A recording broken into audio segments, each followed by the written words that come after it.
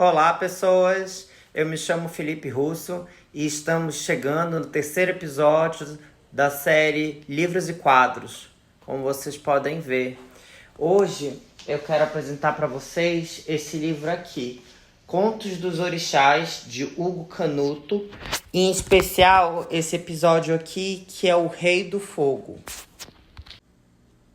Então, o livro de hoje é a história em quadrinho Contos dos Orixás, de Hugo Canuto, e em especial o episódio O Rei do Fogo.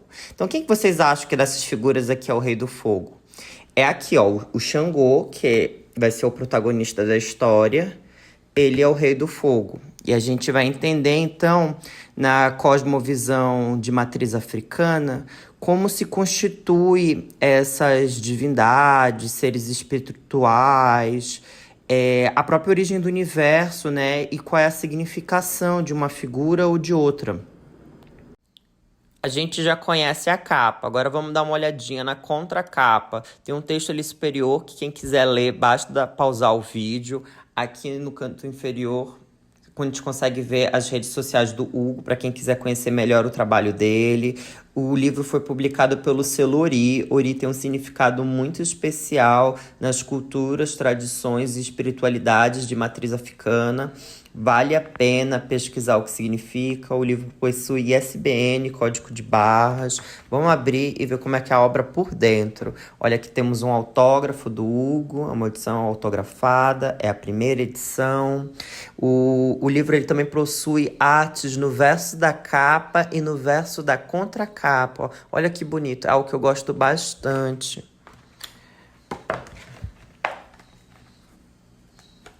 Eu acho que agrega bastante num livro quando ele tem essa preocupação estética. Vamos seguir e dar uma olhada pelo livro por dentro. Aqui tem um pouco da equipe editorial que fez o livro, a ficha catalográfica, e que foi publicado, né, em 2023, em papel crochê fosco 90 gramas por metro quadrado, com a fonte CC Wise Words Roman. Vamos dar uma folha, conhecer mais o trabalho. Aqui tem um prefácio. Ele foi escrito pela Onizage, aqui, ó. Ela é diretora teatral, dramaturga, mestre e doutora em artes cênicas pela UFBA. Aqui eu vou dar um pause, quer dizer, vou tentar abrir bem para quem quiser pausar o vídeo e puder ler, né? Aqui, ó. Basta pausar o vídeo e ler quem tiver interesse. É legal ter uma abertura do livro. E aí a história começa com a própria origem do universo. Então aqui conta uma história de uma cosmovisão, porque são várias, né? A gente não pode pensar que a África é um país, é uma etnia únicos. Aqui a gente tem uma cosmovisão, dentre tantas outras, de matriz africana, que conta como Olorum, o criador, partiu a cabaça da existência, espalhou o axé, o poder vital presente, em tudo o que existe. E é muito importante esse processo dentro da história, porque vai dar origem justamente às divindades, né? Aqui a gente tem, por exemplo, Exu, o Senhor das Trilhas. Temos Odus, Ifá, vários personagens. Então a gente tem, assim como que a gente teve aqui a origem do axé através da cabaça que foi aberta por Olorum, a gente também tem a origem das demais divindades, né? E como elas nasceram de um lado ou de outro da energia da cabaça que foi aberta. A gente também mostra os reinos que cada um deles habitam, né?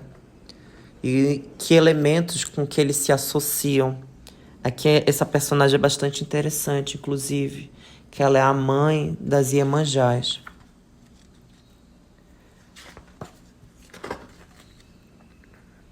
Isso aqui é só para situar esse universo. A gente também tem aqui, vai ter a origem da humanidade. Aqui, ó. E aí aqui conta uma história muito legal de Optalá, que não ouve os conselhos de Exu e se desvia do seu caminho. Que ele tinha uma missão aqui na Terra que o Lorum deu para ele. Então ele compreende que o destino dele mudou e ele agradece Ifá por essa iluminação.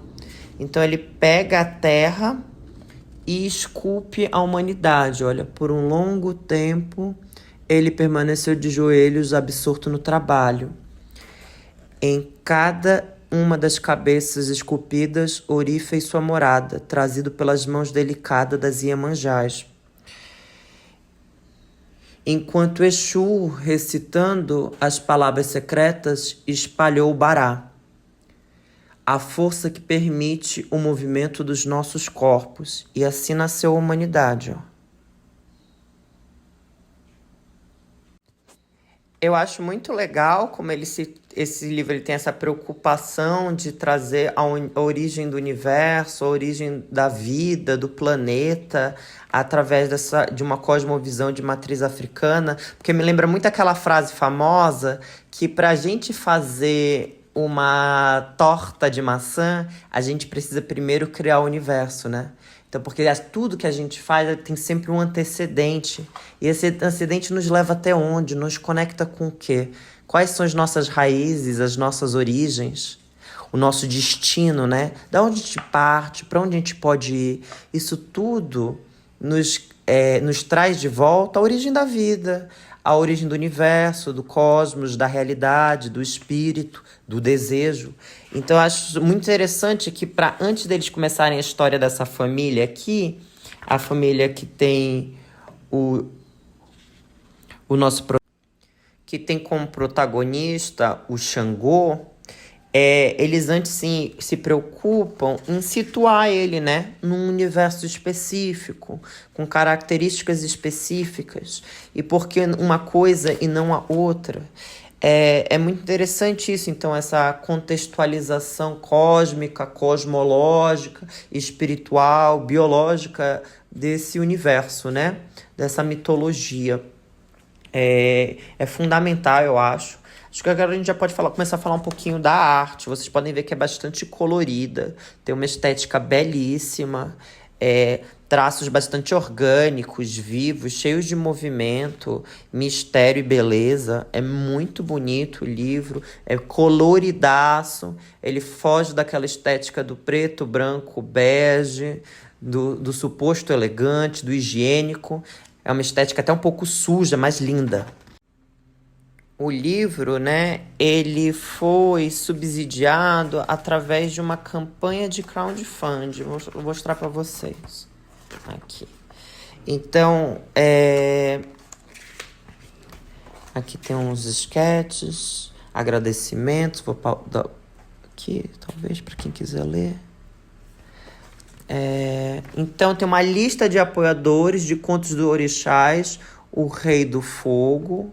Uma lista extensa, em ordem alfabética, de todo mundo que apoiou esse livro. E o meu nome bem aqui, ó, Felipe Albuquerque Russo. Então eu apoiei na campanha de financiamento colaborativo esse livro. Tem bastante nomes, fico feliz que tantas pessoas apoiaram financeiramente esse livro. Então ele também traz referências, essa obra não é tirada do vácuo, né? Então tem essa inspiração. Houve, então, uma preocupação na elaboração desse livro em ter fontes, né, para subsidiar essa mitologia, essa cosmovisão de matriz africana, né, para não ficar algo solto, completamente na memória. Não que algo feito completamente pela oralidade, pela memória, seja algo mais frágil, mas é interessante que ele traz essas referências até para a gente se aprofundar. Se a gente quiser saber mais sobre um tópico ou outro, ou como esses tópicos se relacionam com o livro, ele traz essa base de referências bibliográficas, o que eu acho que só agrega valor, né? Aqui os agradecimentos que eu já pausei, aqui os esquetes, então um pouco assim do processo criativo, né? Olha aqui, inspirado na proporção áurea, essa imagem. Esse aqui é bem legal, esse glossário. Inclusive, indico que seja lido antes de começar o livro. Esse glossário, especialmente para quem não está acostumado com esses termos e significados, é importantíssimo. É melhor até começar antes de ler o livro, ler o glossário, ó, são 2 páginas só. E para a gente se acostumar com os termos e seus significados. Eu acho legal, tipo, ler antes de começar o livro e depois de ler o livro, que eu acho que ajuda a gente a ressignificar e a situar tudo dentro dessa cosmovisão. Aqui também tem um mapa dos reinos que são tratados na história. Vou dar um leve spoiler. O vilão aqui começa com esse reino aqui do escorpião, vocês vão ver mais pra frente. Não é nada muito assim implícito, vocês vão ver que o conflito ele é explícito desde o princípio. E é um conflito por poder, né? A humanidade, ela sempre se degladiou por poder, por recursos naturais e humanos, e sobrepujar uns aos outros para produzir espólio, né? Algo que eu senti falta aqui no livro do Hugo é algo que eu encontrei no livro que costuma ser uma tradição também da literatura, que a gente encontrou no livro do Monstrange, né? Que ao fim do livro a gente tem uma fotinho de Hugo para poder reconhecer ele na rua. Então não tem uma fotinho, não tem uma mini biografia pra gente conhecer outros trabalhos. Eu entendo que eu acho que a ideia era recomendar que a gente fosse pro. Que a gente fosse pro website oficial dele, né? Ou ir para as redes sociais e conhecer talvez a sociabilidade. E hoje em dia a ideia de a gente conhecer as autorias já não seja mais tanto aquela da fotinho e do mini currículo, da mini biografia. Mas eu acho legal quando tem lá pro fim. Então, quando um livro ele tem, né, lá na orelha, direita ou esquerda, tanto faz, ou lá pro fim, uma fotinho da autoria, uma mini biografia, um mini currículo, isso ajuda a gente a se conectar, né? Porque a gente conhece um pouquinho mais da obra. Eu lembro que assim que eu me mudei para São Paulo, ali por 2007, eu li a obra A Hora da Estrela, da Clarice Lispector, e eu ficava sempre. Eu pausava o livro, eu li esse livro várias vezes, eu pausava minha leitura, ia lá pra orelha, dava uma olhadinha na Clarice e ficava pensando, que mulher foi essa? O que se passava na vida dela, na mente dela, por ela construir uma obra tão interessante. Então eu acho muito legal como isso, essa mini bio, essa fotografia, auxilia a gente a se aproximar da obra, né? Eu senti um pouco falta disso, porque a obra do Hugo é bastante interessante, tem uma estética maravilhosa, um comprometimento político e espiritual valiosíssimo. Mas eu senti falta de mais esse elemento para nos auxiliar a nos aproximarmos da obra.